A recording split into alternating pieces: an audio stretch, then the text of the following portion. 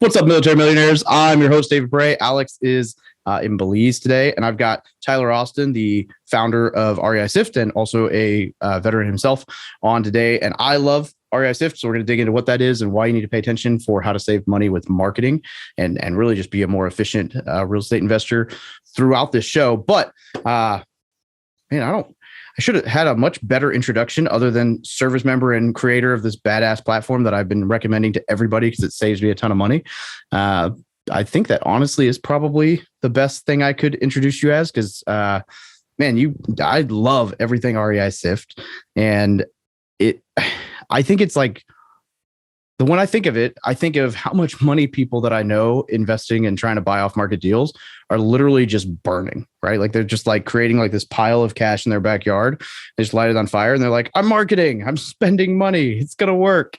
And people who do this on a much larger scale than me. And then Ryan introduced me to REIsift and I was like, wow, this is amazing. Like I don't send a list now without stacking everything and compiling and comparing, and it saves me a fortune and makes me more effective. So I love it. But before we get into that, why don't you give a little bit of your backstory? Who is Tyler and where does he come from and what does he do?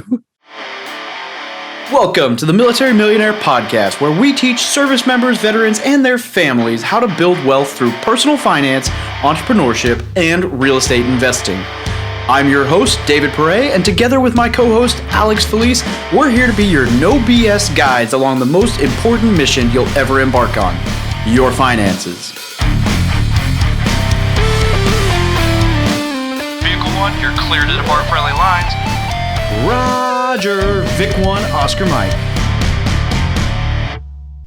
Hey guys, if you're looking to take your investing, business, life, or just yourself to the next level, then I have something for you. The War Room Real Estate Military Mastermind Group is a mastermind group that meets weekly in small groups of 5 to 6 people to help you hold yourself accountable and really experience that growth. But we also have a monthly guest speaker that we bring in, and we've had guest speakers that talk about mindfulness, taxes. We're bringing in somebody to talk about marketing. We bring in very specific topics that will adhere to very broad, any kind of real estate investing or entrepreneurship that you want to do, and will really help you out. And we let you ask these speakers questions and get very personal with them. And then back to the small groups, weekly accountability for what you're trying to achieve, and just being surrounded by like-minded people. And they say your network is your net worth. I know that's an overused phrase, but I recommend that you check it out. So just shoot an email to wrmastermind@gmail.com. Once again, that's wrmastermind@gmail.com, and we'll send you some more information. Yeah, for sure. So my name is Tyler Austin. I'm here in Northwest Florida area. Fort Walton Beach, to be specific, is where our headquarters is. I do deals on the real estate side from Pensacola down to Panama City. I have a couple flips over around Gainesville, Tampa area. I just closed on a 60-some unit RV park today. So we're doing deals on the real estate side. A lot of that stuff I don't talk about too much anymore, just because mainly REIsift is my thing. But I got started in 2017 trying to do real estate. But going back even further, I joined the military when I was, signed a dotted line, I guess, when I was 17, or actually, I want to say it was like right before I turned 17. I was actually 16. I signed into the delayed entry program, if I'm not mistaken, and then I had to wait a whole year before I left. And I left it like 2 months before I turned 18. So I remember in basic training, I turned 18. I'll never forget it. My mom sent a postcard in basic, and you're not supposed, you don't really open letters. You have your mail time or whatever in basic. And the TI or MTI, whatever, felt my package, and she felt there was something in there. I had a female MTI. And she's like, there's something in here. Open it in front of everybody. And I open it up, and it's like this gag, audio, card. And that was like the most embarrassing thing ever. So I always kind of tease my mom on that every now and again when we get together. But anyway, that's when I had enlisted. I was an ammo troop for the Air Force. So I did that for, I think, my first 4.5 years or so. Then I cross-trained in the SEER for the Air Force. And then went through that for a little bit, ended up fracturing my back and getting outplaced, and then switched over to cyber warfare. So I did cyber warfare for a little while as in the airports, and then switched out to the civilian sector in 2015. Ended up working for the government, doing some more cybery type fun stuff. And about 2 years after that, I'm only making $27,000 a year I started as a GS3, and 2 years later I ended up being a GS12, but still I was only making after that point, maybe $80,000 a year as a GS12. So I realized that it was really, really difficult to build wealth, in the way that I wanted to do it while I was in. So I started looking into real estate. There not long after. I think I ended up quitting after I was GS12 for like 2 weeks or something like that. I ended up quitting because at the time, my real estate company ended up making, I think it was doing right around 85 or 90,000 a month for 3 months straight. And I said, once I made more than my salary for 3 months straight in my real estate company, I'll dip. And it just ended up happening. And I was like, cool, well, it sucked timing for my job. It sucked timing wise, but for me, it was absolutely perfect. So that's a fast forward. I have a 3-month-old son. I got a 6-year-old daughter, and that's me in a nutshell. So outside of that, REIsift was founded in 2019, and since then I've been bouncing the real estate company, doing flips and investing deals, and REIsift since then. I don't know what else is about me that's interesting, but that's the core of it. I mean, I think it's interesting that you were up to 85, 90,000 a month in real estate within like 2 years of starting. That's yeah. So that was, I left in late 2017, early 2018 is when I first started trying to like wholesale. I sent my first direct mail campaign, I believe May of 2018. And then I got a bunch of return mail. I spent 10 grand. I actually spent it. Don't tell the government this, but I spent it on my GTC card. Do not do that. That is not legit. It's not something you want to do. And I didn't get a deal. So then until like maybe 4 months later from that direct mail, but I took the quarter after that, 3 months or so, after I, didn't get a deal. And I kind of really looked into the data and figured out what was going on. So from that period of time onward, it was kind of dry, just learning and implementing. I was 50% travel job, for the government at the time. So we all know how, that works, especially depending on your job, not having your cell phone, being in skiffs and all that other kind of stuff. It's hard to build a business while, that kind of stuff's going on. So I hired a VA, hired an acquisitions person at 20% commission. I built like a Google Wiki page with everything that I knew.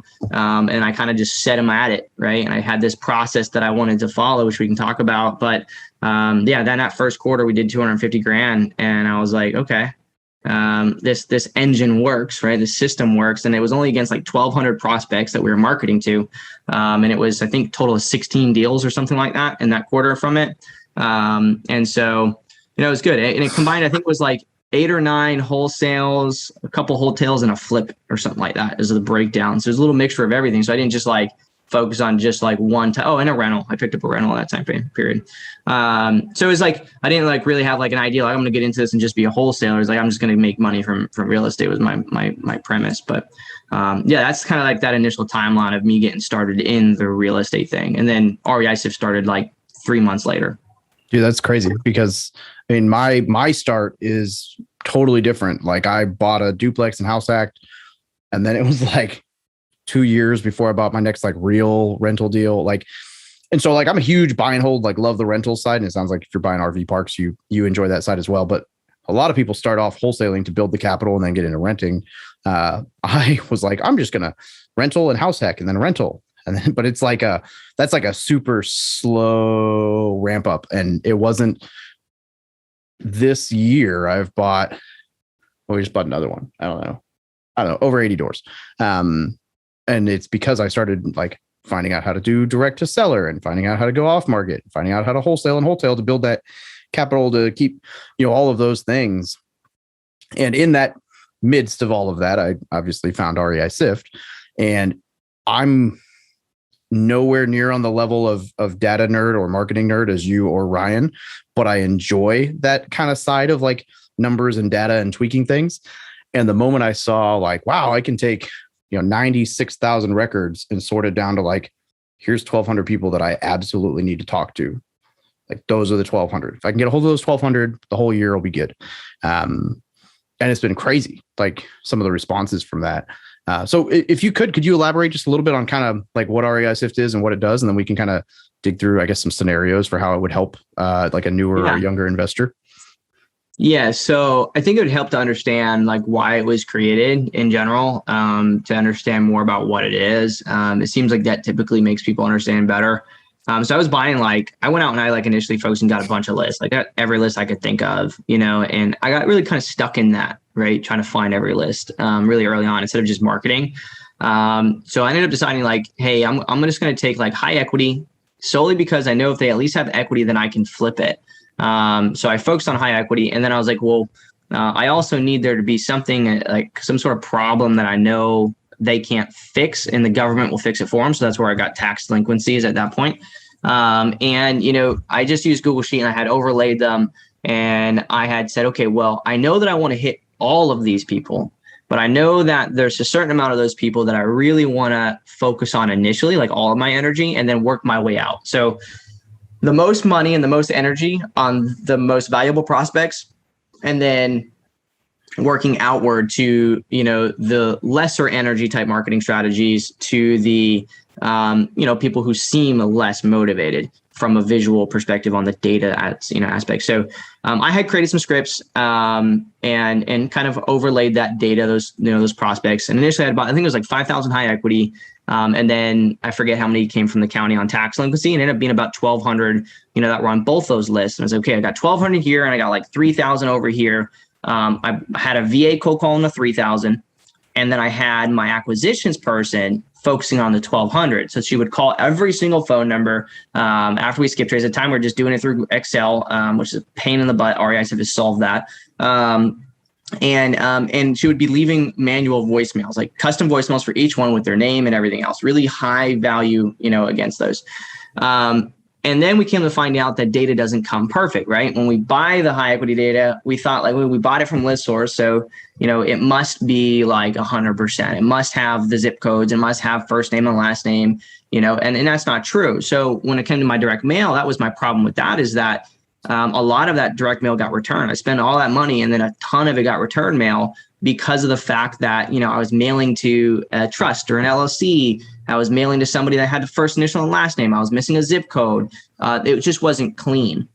So I had decided, okay, well, let me start building to where I can automate this process where every time we buy data, we upload it in the REIsift. At the time, it wasn't called REIsift, but we upload it into REIsift. And it automatically breaks out that list source data that I had, or my prop stream data or whatever, to clean data, incomplete data. And I could filter by the trust in the company so that I can find, for example, companies that have multiple properties and multiple of them are tax delinquent. And maybe that company is not a very successful company, so that we can buy it and take it over. So some of those deals I did in that first quarter were actually properties that one person owned 4. Right. So instead of having to find one individual or 4 individuals sell me 4 different properties, I just needed one, and each property had its own, $10,000 or $15,000 wholesale fee. So it's kind of like hacking the system there when you think about it from the data perspective, when there's portfolios that need to be sold. So what REIsift ended up evolving into is this tool where you can get your data and you can turn more prospects into leads by properly sorting through that data and creating a system in your company to say, okay, here's the top 1% of people that I want to reach right now. Let me go ahead and call through those. Let me take the other segment of individuals and let me do that in a bulk dialing fashion. But as I'm bulk marketing or sending bulk direct mail, I'm still updating the whole data set real time, so that when I go to send another marketing campaign, I'm not wasting money remarketing to bad phone numbers, dead phone numbers, wrong individuals, so that every single marketing campaign becomes more efficient over time. So that I can intake, these niche lists and market to them weekly and make sure that I'm hitting all the people and being the first person they hear from. And then once that converts from, a prospect to a lead, then we continue on from lead to revenue in my company through task management, all the things that we've built out recently. So it's been a fantastic tool for me in my business. And now we have thousands of users who, continue to use it. which is insane because like I funded REIsift with 30 grand. At the end of that 250,000 that I earned, I spent a huge sum of it because I made that in Q4 of that year. So I was like, well, I got all this money now. I don't want to pay taxes on all this. I don't know what to do with it. So I went and bought a bunch of camera equipment. I rebuilt a new PC. I mean, I nerded out, right? I did the worst thing that I believe in doing right now. I just bought a bunch of shit. And so I was left with 30 grand, but I was 60 grand in debt. So I made a decision at the time. I was like, okay, well, I know how to close deals. But I went to a mastermind and people said this thing I got going on is kind of a cool idea. So I have a decision. I can either pay debt down or I can fund 30 grand into another bank account and I could put a risk towards building REIsift. And it's the most profitable decision I've ever made in my life, hands down, but C-130 flying over me right now. If you guys can hear that. But yeah. Man, that's crazy. And I mean, the feature, like for me, it was just huge to be able to say, hey, I got this letter in the mail because I sent it to somebody and it came back and said, hey, they don't live here anymore. And for a while, I would like upload those to PropStream. And then I would have to, every time I pulled a list, I would have to manually go into PropStream, scroll all the way to the right and click on whatever was in my return to sender list and then go delete it from every other list manually so that I wouldn't like accidentally mail it again. And every time I pulled a new list, I'd have to go back through every single one and make sure there were no duplicates. And it was a pain. And so I didn't do it. And so I spent money sending postcards to people that I'd already sent postcards to and came back return to sender or not interested or whatever. And now it's like, I just, every time I get that stack of letters, put them on my assistant's desk. She uploads them all into PropStream. I export it into REIsift and I'm like, tag, problem solved. Now I will never again mail those. And I mean, that alone saves me, $10, $15, $20, $30, $100. I think the last one was like 170 mailers that I didn't send that I would have. It's incredible. Yeah, it adds up a ton. And if you put a sequence and a process around that, especially let's just say like deceased tax delinquent properties, right? Those types of properties, there's only one or two things going to happen. Either someone's going to, get it through probate, which happens, but more than often what happens is it sits for years and, enough time for it ends up going to tax auction. Like that's more common. Especially in Florida when there's a ton of, elderly that don't have family no more. Right. The one thing in business, there's two most important things in business, data and people.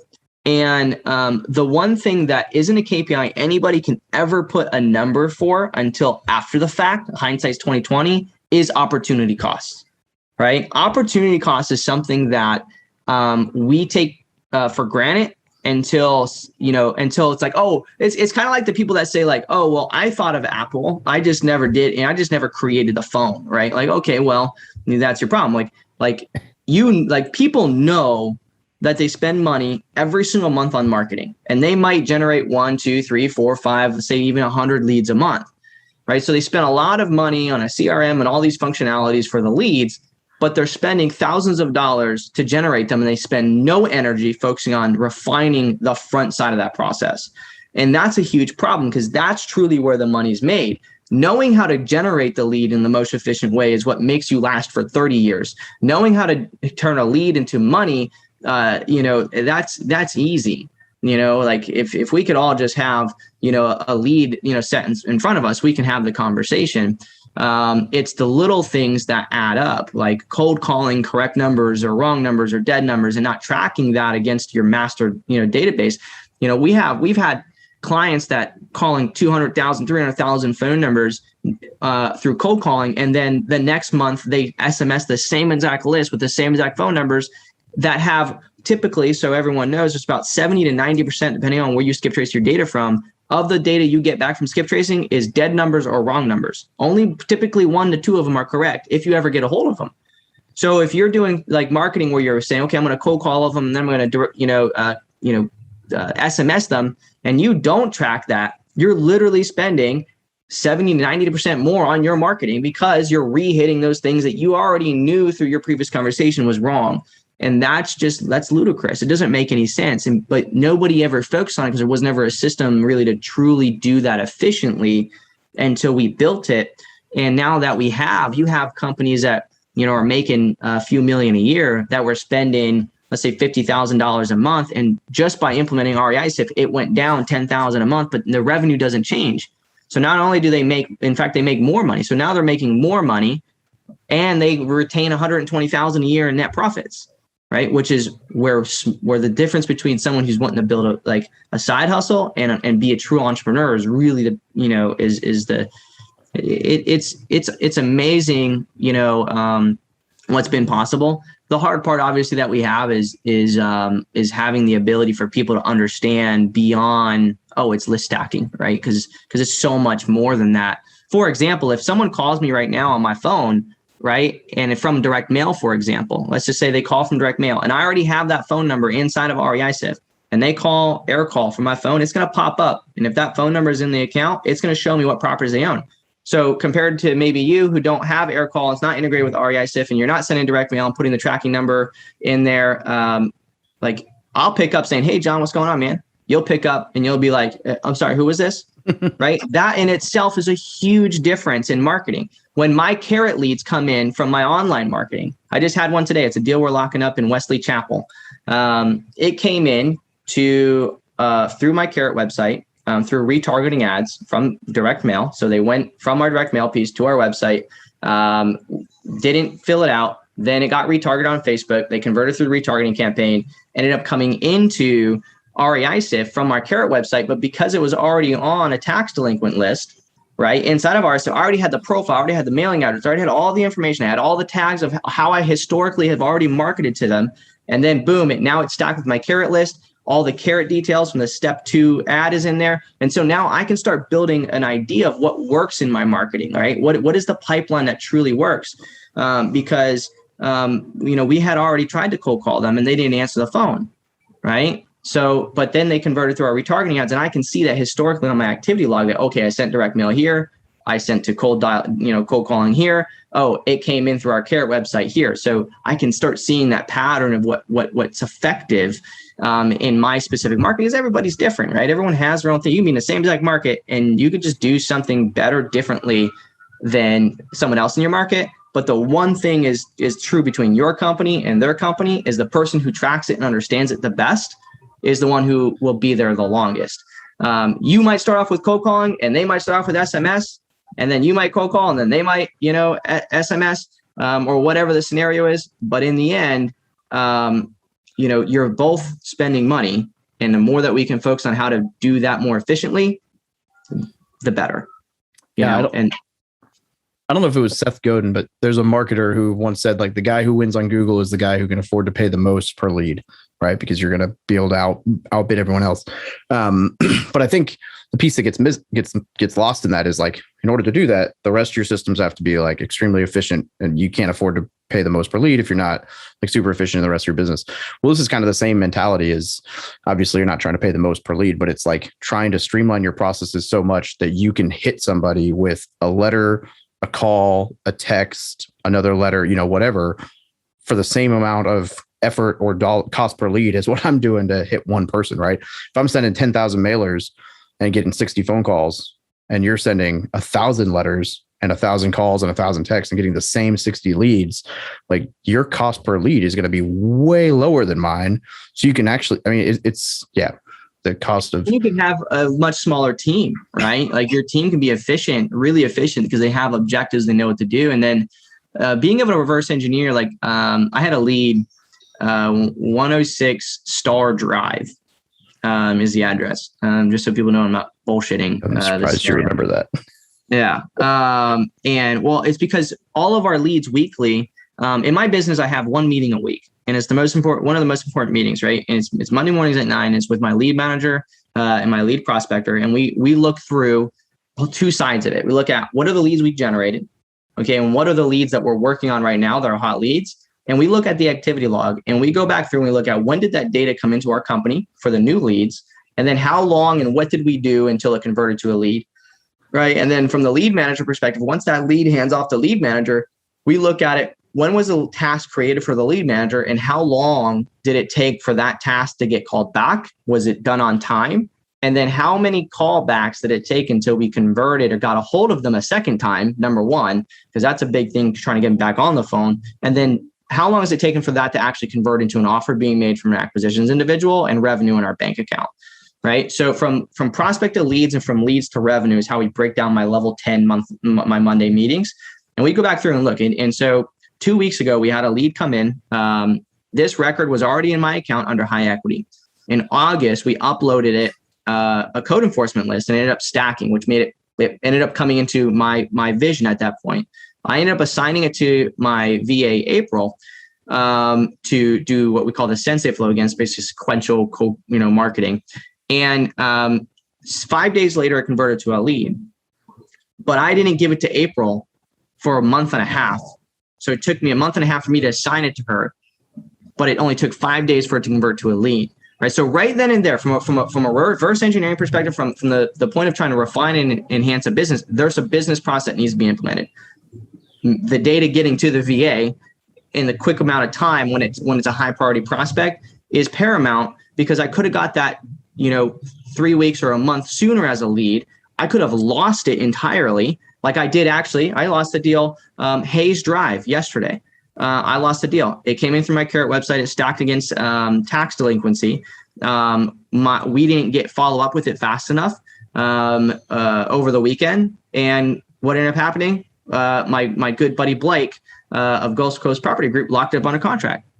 And I seen one of my buyers, good buddy of mine, Aaron Fountain, has it under contract. He bought the wholesale deal, right? And now he's flipping it. I wanted to flip the property. I didn't even want to wholesale the damn thing, right? And I only know that, and I can only plug holes in my company if I have the tracking and the things that are watching it happening. I mean, quite literally, I could have lost. It's a fourplex. 106 Star Drive is a fourplex. I could have lost a fourplex in my portfolio, and I already 100% guaranteed lost at least a $60,000 flip, because I know what they locked it up on a contract for, and I know what I could have sold it for, and I know my rehab costs would have been on it. I lost 60 grand. Right. And it's because it's on my radar, and I have filter presets set up in REIsift to say, okay, let's look and review these things. And so the most important thing in business is that ability to reverse engineer success and reverse engineer failures, and have the overlook, because, one little tweak can make you an extra 6 figures a year. And it's insane how that is a thing. Like, it just blows my mind. And we just get so wrapped up in like getting the next deal and just sending out the marketing that we just don't think about these things when it can be so much simpler than that.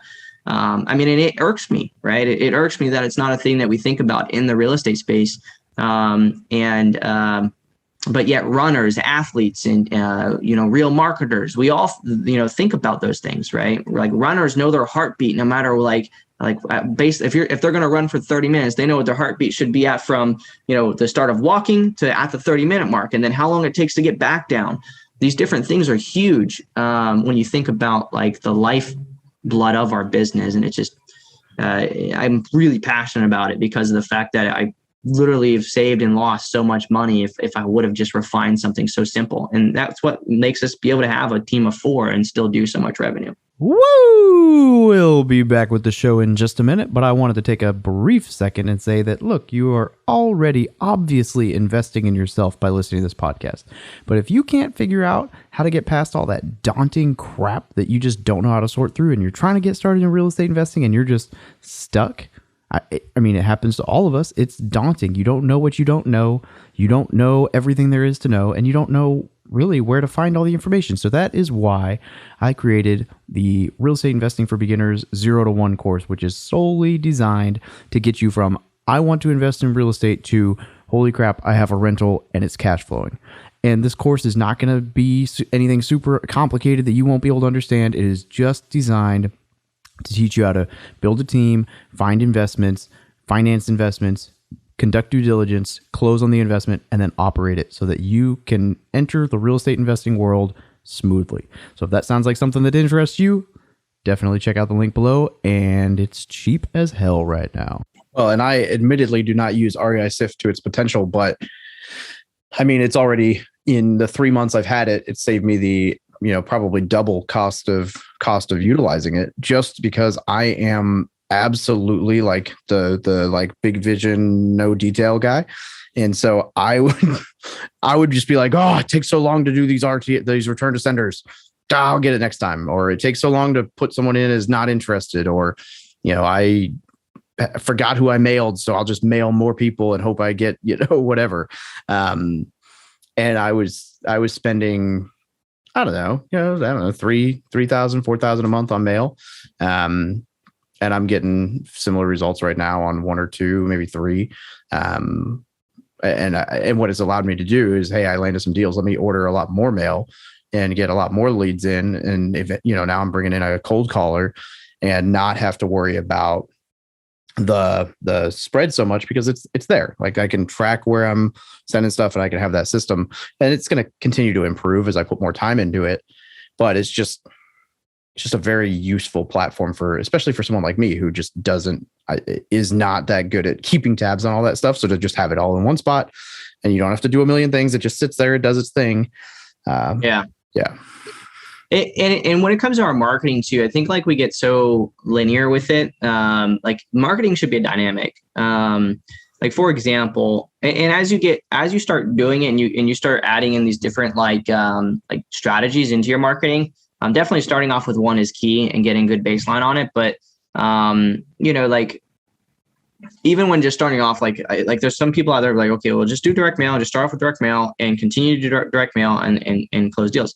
But it's like, well, if I know that direct mail, especially when you're managing the data, I know that address is vacant and it's an out-of-state owner and it's probate. Like, if I don't get a direct mail response the first or second time around, then there's a good chance I should probably like skip trace it and just try to reach them on the phone. Like we just lose so much opportunity just because of that alone. But what I was going to mention is, like, for me and my company now, my metrics, just so everyone knows, are much different when I used to. Like, I used to want to like have a 7-figure real estate company and be super, efficient and make a bunch of money. It changed drastically after the first year or so. And now I told myself, no, I want 7 figures in active passive income, meaning like annually I'm making 7 figures without having to do anything. And there's a KPI for that. Once you start making a good amount of active income, there's a KPI where you can legitimately break down how long it's going to take for that to happen. Hopefully that Saul isn't in the background. Okay, good. I have Crisp on. So but small plug, Crisp, if you guys don't have Crisp on your laptops, look at crisp.io, crisp.ai. It'll remove anything in the background, all of those stuff. It's fantastic. Okay, so my KPIs now, my metrics for my business is 800,000 in gross revenue. Okay, minimum 300,000 in distributions. Okay, towards me, 4 rentals, and my salary for my real estate company is only 3,000 a month. Okay, so and that's just because I need to keep it low, because I already pay myself like 135 grand salary from REIsift plus distribution. So like I don't want to go any more on salary because of taxes. Right. Yeah. So 3,000 a month, 800,000, 300,000 distributions, and that's it. And I don't, once you have that, because that's like a sweet spot. When you get above 7 figures in a real estate company, it's kind of a pain in the ass to operate, especially like one that's like wholesaling and doing all these different things. And the reason why I mention that, and the reason why I tell you guys my numbers is, number one, because I think it's important for you guys to understand the mindset behind it. But number two, I know 15,000 in Carrot is going to produce at least 300,000. Okay, so if I'm spending $1,500 a month in Facebook ads, which is like 700 or 1,000 of that is management, and then the other 700 or 900 or whatever is actual cost of ads. But I generate, for the last 3 years, I've generated 300,000 or more from just Facebook ads coming in and producing that. And I just know that. So I don't track like KPIs on that. I don't let my mental energy go towards that, because I just know 15,000 equates to roughly 300,000 or more. Same thing with my direct mail. I spend roughly 24,000 a year in direct mail, and I know it's going to convert over to roughly between 300 and 400,000. Those two marketing strategies are my core: outbound direct mail, online. And then what I'm doing is I'm taking all those ads. It's really loud here for me. Hopefully it's not coming through. No, it's good. Okay, fantastic. Yeah, Chris was awesome. Yeah, it's fantastic. Okay, so what I'm doing is I'm taking all that data and putting it into my REIsift account, and I'm using it to be able to create this ecosystem of marketing in my business. All the buckets stacked, vacant. All the high equity that isn't stacked or vacant. All of the primary vexations I focus on, probate, tax delinquency, and code enforcement. Those get segmented into audiences on Facebook, and we just hit those audiences. Okay, so we're hitting them on Facebook. They're also sending direct mail. So when I see trustfcre.com on our postcard, but they also see my face in one of my flips on Facebook, if they click and search, Trust FCRE and go to my website, now they're getting retargeting as well. Right. So that's an ecosystem that's happening. It's feeding off of each other. Meanwhile, what's happening is the same exact people, the same exact data. We're just working for the top 1% of those to get ahead of them, to reach them on the phones, because that's really cheap. Because if I can spend $3 an hour and the cost of $120 a month for air call to reach them via the phone, right? Then I can stop spending $20 a month on them on Facebook or whatever. And so I'm getting that. So there's synergy there. So if I know, again, 15,000 here, 24,000 here, a VA for 15,000 a year here, I know that I can keep my operation for under $100,000 a year. I can keep my operation under, and I can realistically, predictably make my 800,000 mark, still be able to maintain my distributions, and still have enough money to pick up my 4 rentals. So it's just, there's a system around it that through understanding your data, you get to create something that allows you to be super stress-free, to not have to worry about, is it going to happen? Because I just know that it is. I know that I'm doing everything the right way, right? I know I'm calling. I know I'm hitting them online. I know that I'm hitting them through direct mail. I know I'm doing all the right things. And I know that I'm doing all the right things compared to the person that's only doing one thing halfway, like bulk dialing, and that's it, and not tracking. I know that I can do way better than them and be super stress-free. And I just always have, in my real estate company, we always typically have about 150 grand in an account just to have like a year's worth of stuff there.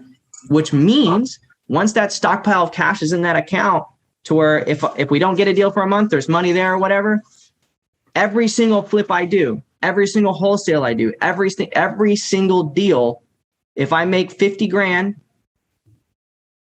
all of it's getting distributed, right? So I don't have to worry about stockpiling anything because the money's already been stockpiled. It's already been there. I did that for a 90-day runway. It's there. So every single deal. So I know if I'm closing a 60,000, actually we have a $100,000 flip over in Niceville right now. 611 Ivy Lane or Street, one of those two. Okay. It's a $100,000 flip. So when we close on it, Tyler gets to distribute all that money because I already have the reserves and I already know all that. Right. So thinking about how real estate can be this catalyst for wealth. And now I can take that 100 grand and put it into a mobile home park, right? Where I'm storing that money because Tyler's life is in order. Tyler lives properly with his money. Tyler, has passive income he's building and all that other stuff. So I think it's important. The reason why I wanted to really dig into that just in general, just because there's a lot of military people that listen to your shit. And like one of the most frustrating things that I've experienced is all my buddies who are still in right now, which I have nothing against being active duty, don't get me wrong, but they're only staying in because of the bonus or because of this or because of that. And I know they can do so much more because they don't think they can. And I'm not fucking perfect. I'm not smart. I just do the right little tiny things. And I just wish that more military folks, just thought about how possible that is, why they're still in, to build that wealth, just like you've done. So it's funny you say that about like them, just they're worried about, doing the wrong thing or whatever. Like I did a Bigger Pockets Money podcast a couple months ago where they literally titled the show "The Guy Who Did Everything Wrong and Figured It Out." Cause I've had, I don't know. I don't even want to speculate. I lost 30 grand on my first flip. I'm in a $250,000 lawsuit on a property I bought 3 years ago, trying to get my money back out of a scam, like lease option deal. Not to mention all the other things I've done wrong. And yet, 7-figure net worth by EAS, 102 doors, like it's doable, right? Now I'm like, oh my God, now what? No, now my problem is that I'm like, I can throw time and money at things. And I'm like, wait, it's the wrong way to do this. Like throw other people's time and less money. But so we're working through that, but it's been a journey. And so, yeah, it's absolutely doable. I have several friends who wholesale on the side virtually or not, and have been successful to an extent, but it's like taking taking the leap, right? It's not a hard, man. Yeah, it's not a fun, the security thing, right? Especially because in the military, like I realized as I was getting out, like everybody's like, oh, whoa. Because what happens is like all the old heads, right, have seen people get out and fail. And they don't hear about the people who get out and had success because they don't hit the blotter or whatever. Right. And so all they think is like, if you get out, what are you going to do? It's like, well, figure it out. I'll be okay. Yeah. Right. Because I think service members and veterans make like the best real estate investors out there because they're disciplined. They're cool with the grind. Like they know they're okay with all of that and they can stick to systems amongst other things. But like the last 2 or 3 conferences I've been at have just reinforced that when I see the number of service members who are crushing it in the room compared to the number of people there. And I think like 1% of people are service members and like 20% of people here that are crushing it are service members. Like it's just kind of crazy. So, all right, question for you. If you were active duty service member right now and you were like, okay, well, this all sounds great. Like, what do you think where would you say like you should go to figure out where to start if you wanted to get into wholesaling, right? Because I would consider myself a pretty solid overall real estate, like buy and hold guy, but by no means like I'm rookie guy when it comes to wholesaling. I'm still building it. It's still new for me. Where would you point someone who's like, man, I just want some more information on how to get into wholesaling. Sorry, REIsift thing just blew my mind. I don't understand half of what we just talked about, but how do I, how do I use it to, where would you say they should go? Yeah. So, quick tip with anything, anytime anything sounds or you feel like you're getting overwhelmed in business or life, simplification is always the best thing. You're scared of not paying your bills, get rid of shit that you're spending money on. It's that simple, right? You're afraid of, not having enough money to go out to dinner. Okay, well, stop buying bullshit things. Like if you're afraid of not knowing if you're going to generate leads or what your KPIs are in your business, then stop doing so many different things in your business and simplify. So I create these process maps for our users now because we realized that this was one of the big things is people didn't know how to like just take action right now. And so there's a URL I'm gonna say, and I'm gonna put it in the chat so that you have it then for the show notes and whatnot. Cool. But it's ninja.reisift.io/data flow. And if you guys go to that URL, again, it's ninja.reisift.io/data flow. If you go to that, you're going to see there's 3 steps at the bottom. One is find powerful data, which is literally where Mason, who's my videographer, is behind the camera. And I say, dude, throw me like a random county. And he freaking gave me a county in wherever Yellowstone is, that state. Yeah. Like some random county. And I'm like, dude, that like you're supposed to help me set me up for success on this video, not like throw me under the bus. Yeah. Anyway, I researched the county on the video and I found, tax delinquent data, right? Just randomly. And it's like that quickly. It's that easy to find the information or find the person to call. So I do that in that video. And then step number 2 is to automate that process. And then the third step is to download the diagram that's inside of on that page. And that diagram, when you download it, if for those that are aircraft folks, I was in, the maintenance for a while. So if you ever seen schematics, right, on anything or like, a light switch schematic, you have like a breakdown of a diagram, right? I use Lucidcharts to build these and it's step by step. Okay, do this, next step, do this. And every single step is a video, right? So you don't have to ask yourself, like anybody that's listening to this right now literally has 0 excuses because this is a free resource of exactly what I do in my business to make money, like legit. One of the biggest things I love about being a software founder versus just being in real estate is the fact that I can literally give everything away in my business because I'm not selling a program or a course or anything. I just have to make sure users are successful, right? And by doing that, they retain and they stay as a customer. And so this data flow is one of those like huge gives that allows you to see that flow. It allows you also to learn how to do the marketing. It says what tools you need, what 3 tools you need. And outside of that, in David's community, you'll learn everything else that you need, right? Like the other big things. But if you're looking to wholesale, you're looking to get started, focus first on understanding how do you bring data in that has time and money associated with the person, meaning that they can't afford something and they're going to lose it after a period of time. Tax delinquency, probates, deceased stuff, things that are going to happen all the time that you can build a business off of, a problem that's never going to go away. Once you understand how to get that data, and then you understand a simple concept, I just got to skip trace it, and then call the people that are the most valuable out of those, the ones that are my favorite zip code or my favorite neighborhood or whatever. Call each phone number, do that 3 times, and then track the results of that. When someone picks up and they want to sell their house, and you're like, I don't know what to do next. That's a good position to be in. Okay. Yep. So don't think about how you talk to them yet. Don't think about what you're going to offer. If someone picks up and say, want to sell your house, just have a conversation with them. That's it. That's all you got to do. And then say, okay, I'll get back with you in a minute after you got all the details of the property and everything. Let me go ahead and call David because he knows how to make an offer.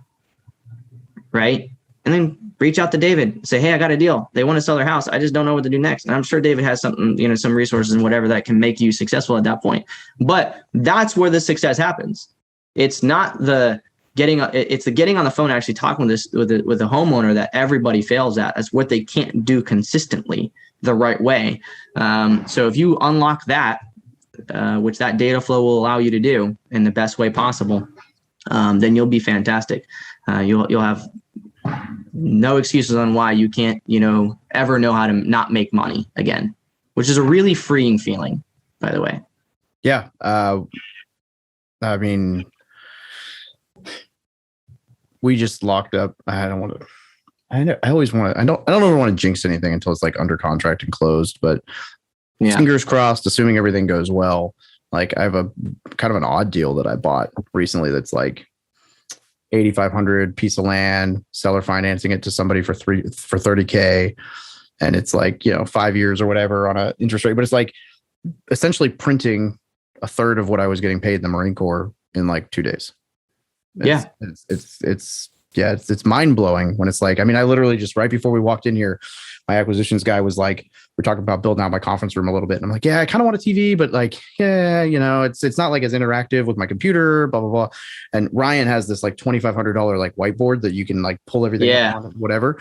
We have one of those too. They're badass. Yeah. And I loved it. And I was like, I just looked at him and I was like, all right, first $50,000 like gross month, we're buying one. And he's like, okay, I can do like 3 months. And it's like, it's crazy once you realize like, I don't know. I'm in a spot. Money's right a tool, and you just, that's the big problem is like, if most everyone here probably knows what a Dremel is. Right. And, someone can give me a Dremel, right? And I'll know how to like, maybe like put the tips on it and everything, but it doesn't mean I'm really good at using it. Like what I could do with a Dremel is nothing near what someone who's literally practices and, makes, knickknacks with wood with it and everything else like that. Like, so a tool being money, which is in reference to the Dremel, right? Somebody who understands how to use it efficiently because they're using it often, is always going to be able to outplay anybody who, thinks like, oh, well, it's that easy, right? I just the Dremel, like it's almost like, when our eyes are bigger than our stomachs, the same concept, right? Like we can think that you can handle it, right? But in all reality, do you have the knowledge and the experience to truly be able to handle it? And a lot of times we don't.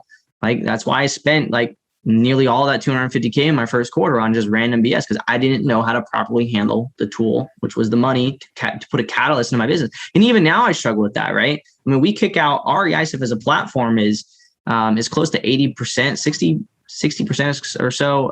It cost me like, I think we're right around 65 or 70% net profit. Like we're really, for a software company to even kick out profits is insane. Yeah. So we kick out a lot of cash. And when that happens, from a product's perspective, is like understanding how to use the money as a tool. I'm stuck there. I was stuck there before and I'm stuck there now again and you'll continue to be stuck there. It's just a matter of making sure that you have the problem to where you're stuck to begin with. And you're continuing to be stuck at a higher position you were, now than a year ago is the key. So, service members, tend to look at money as what their BAH is and how they can get married to increase their BAH or, things like that. Like the value and ideals of money is broken. And that's the big thing. It's how long do I have to stay in to collect my retirement so that I can just work at Home Depot as a manager for the rest of, my life. And I don't have to worry about working as hard as I used to. And that's okay if that's who you are. And I'm not making fun if you are. I have a lot of, master sergeants that currently do that I knew when I was in that are retired and are working at, Home Depot or Lowe's as a manager. And that's cool if you're cool with that. Right. But I just wasn't, and so you just got to make a decision. Like, which one are you? It's that simple. Yeah. And learning how to market, learning how to sell, and then thinking creatively through processes and or how to make money out of things that other people can't figure out how to make money out of. Yeah. It's amazing what opens up. It's crazy. I love it, dude. Fantastic. All right. One last question for you. Yep. Where can people get a hold of you? Tyler Austin Original on IG.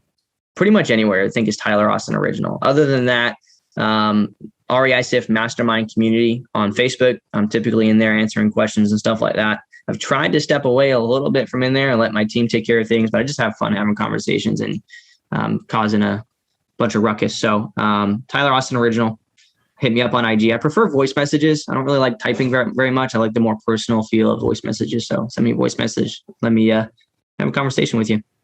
I do the same, actually. It's much faster too. Yeah, easier. Yeah. Cool.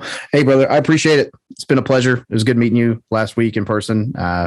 Look forward to maybe next time we have a little bit more time. We actually get to hang out. But dude, this has been it's been good. I love your platform, and I'm going to keep talking about it. So for those of you listening, obviously all the reisift.io/dataflow will be in the show notes, as well as links to REIsift itself, as well as all of Tyler's social media handles. So definitely check that out and give him a follow and check out the platform. If you're wanting to save money on marketing, which you should, if you have any intention of ever doing marketing, absolutely check out REIsift from the get-go. Just learn how to use it. It's awesome. Love it. Thanks for putting me on, man. Thanks for a platform to be able to rant. Thank you for listening to another episode about my journey from military to millionaire. If you liked it, be sure to visit FromMilitaryToMillionaire.com/podcast to subscribe to future podcasts. While you're there, we'd love for you to rate the show, give us a review on iTunes. Now get out there and take action.